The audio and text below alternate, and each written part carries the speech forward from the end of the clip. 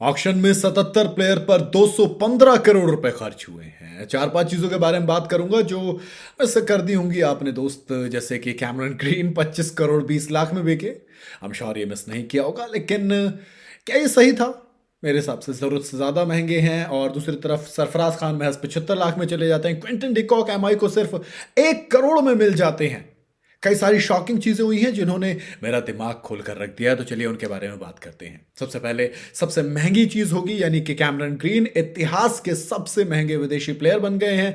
25 करोड़ 20 लाख रुपए केकेआर ने एक बार फिर से बैंक खोला और मिचेल स्टार्क को महंगा प्लेयर बनाया था। अब इन्होंने बना दिया कैमरन ग्रीन को सबसे महंगा प्लेयर। 24 करोड़ 75 लाख रुपए केकेआर ने दिए थे। एंड ऑनेस्टली कहूं तो मेरे हिसाब से जरूरत से ज्यादा पैसे दे दिए हैं। वैसे अभी भी सबसे महंगे प्लेयर ऋषभ पंत है 27 करोड़ के साथ। श्रेयस अय्यर 26 करोड़ 75 लाख के साथ नंबर 2 पर, और कैमरन ग्रीन ओवरऑल इतिहास में भी नंबर 3 पर आ गए हैं।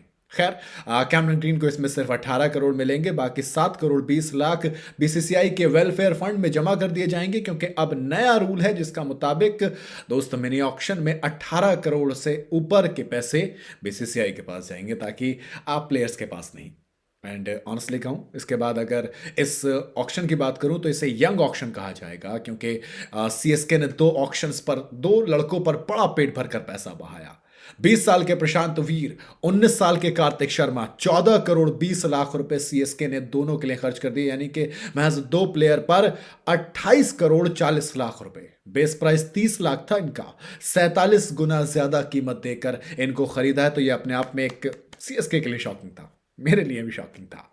इन दोनों सीजन के सबसे महंगे प्लेयर बने हैं। प्रशांत यूपी से है, जबकि कार्तिक राजस्थान के रहने वाले हैं। इसके अलावा जम्मू कश्मीर के आकिब नबी को भी दिल्ली कैपिटल्स ने 8 करोड़ 40 लाख रुपए में अपने साथ लिया। अगेन ये भी मैं कहूंगा एक कमाल का मूव था, क्योंकि सैयद मुश्ताक अली ट्रॉफी में बेइंतहा इंप्रेस किया था मुझे।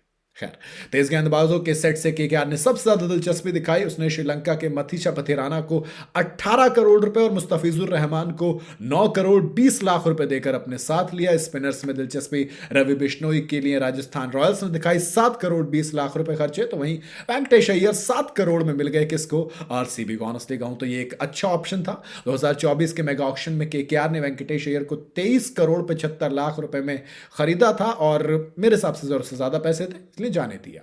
2023 के प्लेयर ऑफ द फाइनल रहे डेविन कॉनवे, श्रीलंका के मिस्ट्रेस पर मथीशा तीक्ष्णा और अफगानिस्तान के मुजीबुर रहमान। किसी भी फ्रेंचाइजी को कोई इंटरेस्ट नहीं आया और ये अनसोल्ड गए हैं। 2 बार इनका नाम पूल में आया, बावजूद इसके अनसोल्ड रहे। इसके अलावा ऑस्ट्रेलिया के Jake Fraser McGurk, West Indies के अजारी जोसेफ और साउथ अफ्रीका के जेरल्ड कोड्सी को किसी ने नहीं खरीदा। थोड़ा सा शॉकिंग आप कह सकते हो इसको भी, लेकिन बात अगर बाकी ऑप्शन की करें तो काफ़ी हद तक बेहतर रहा। डेविड मिलर डीसी को मेरे हिसाब से बहुत सस्ते, यानी कि महज 2 करोड़ रुपए में मिल गए। दोस्तों ऑनेस्टली कहूं, बेइंतहा सस्ती डील है, बेइंतहा फायदे की डील है। पथिराना केकेआर को 18 करोड़ में मिले, थोड़ा सा बैलेंस डिसबैलेंस वाली बात है। सीएसके ने 13 करोड़ में छोड़ दिया था। पिछला सीजन अच्छा नहीं गया था, लेकिन उससे पिछला सीजन बहुत कमाल का गया था। आकिब नबी, अब अगेन 8 करोड़ 40 लाख। मैं ही चाहता था आकिब नबी आईपीएल खेलें, पैसा साइड में रख दो दोस्त, बहुत तगड़ा टैलेंट है। कश्मीर के बारामूला से ये निकला लड़का बहुत आगे जाने वाला है, मुझे ऐसा लगता है। तो वो एक जलवा हो सकता है। बाकी प्रशांत वीर, इनके बारे में बात करें तो दोस्त जडेजा की तरह माना जा रहा है। जडेजा का रिप्लेसमेंट प्रशांत वीर को कहा जा रहा है। आईपीएल ऑक्शन के इतिहास के सबसे महंगे प्लेयर हैं, 14 करोड़ 20 लाख रुपए के। लेकिन उससे इतर जब बात करेंगे आप प्रशांत वीर की, तो जिस तरीके से यूपी लीग में इंप्रेस किया वो कमाल था। बल्ले से रन बनाए, बॉल से विकेट चटकाए, एक प्रॉपर ऑलराउंडर परफॉर्मेंस देते हैं। और आवेश खान जिनके पास 10 करोड़ रुपए में बिकने का रिकॉर्ड था, वो इन्होंने तोड़ दिया। और प्रशांत ने क्लियर कहा है बिकने के बाद कि I love to play for CSK. भाई एमएस धोनी सर है वहां पर, मैं उनसे खूब सीखना चाहता हूं। उन्होंने इन सालों में जो कमाया, जो वो किया है, वो कमाल है। और अगर मैं 2 या 10% भी उनसे सीख गया तो दोस्त मेरा तो हो जाएगा काम।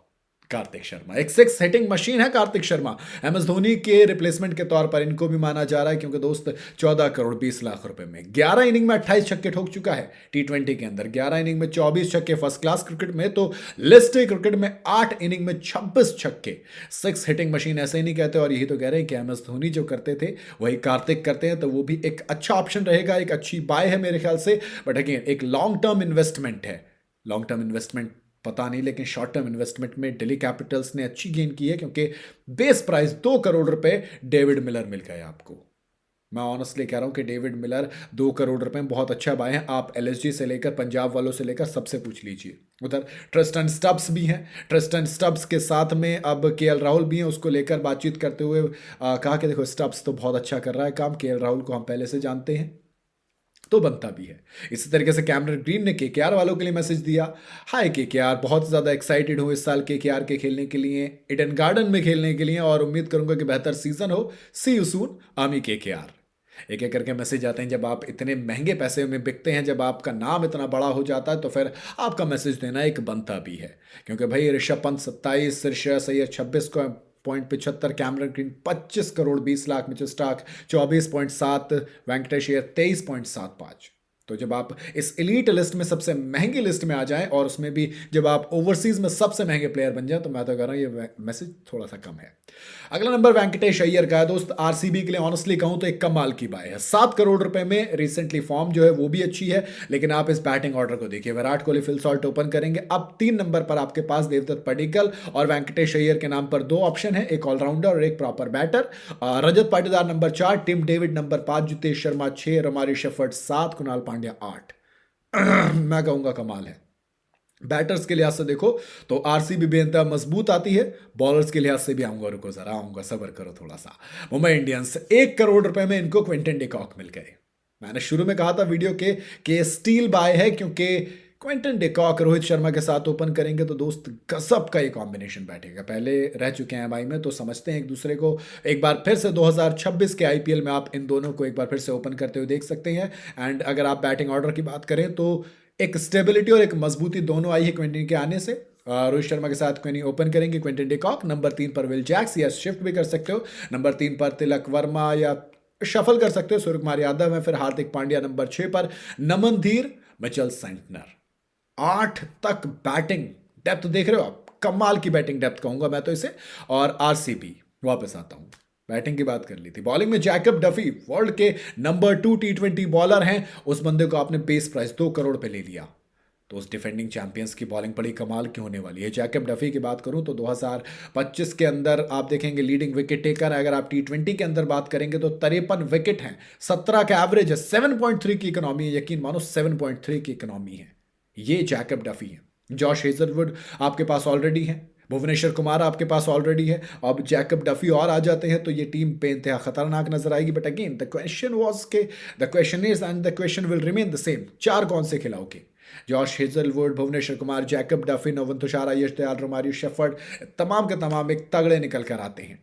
खैर इसके अलावा एक और स्टील डील कहूंगा तो मेरे हिसाब से बेन डकेट भी मैं स्टील डील मानूंगा, क्योंकि डीसी ने बेस प्राइस पर 2 करोड़ के प्राइस पर ले लिए हैं। फिन एलन केकेआर के पास गए हैं 2 करोड़ के, अगेन बेस प्राइस पर। सवाल किया गया तो विकेट कीपर बैटर कौन होगा?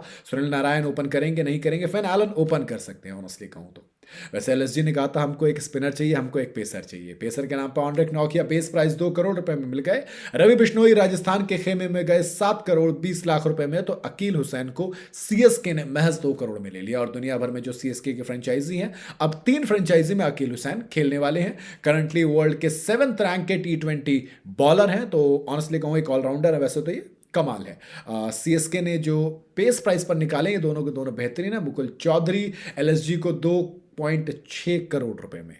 अगेन मेरे हिसाब से एक अच्छा बाय है। अशोक शर्मा जिनके बारे में मैं जिक्र कर रहा था कि पेस बहुत कमाल है, 90 लाख रुपए में जीटी में गए हैं। हालांकि केकेआर और राजस्थान वो दोनों फ्रेंचाइजी जो नेट्स में देख चुके थे, इंटरेस्ट दिखाया बट खरीद नहीं पाए। कार्तिक त्यागी केकेआर को 30 लाख के बेस प्राइस में मिल गए। तो नमन तिवारी एलएसजी को 1 करोड़ में मिले हैं। सुशांत मिश्रा राजस्थान को मिले हैं 90 लाख रुपए में। इन तमाम नामों के बीच में इस तरीके से ऑक्शन कंप्लीट हुआ है। बाकी लेट्स सी आपके हिसाब से कौन सा जो ऑक्शन है, कौन सी टीम अब आपको ज्यादा मजबूत लग रही है, कॉमेंट में जरूर बताइएगा।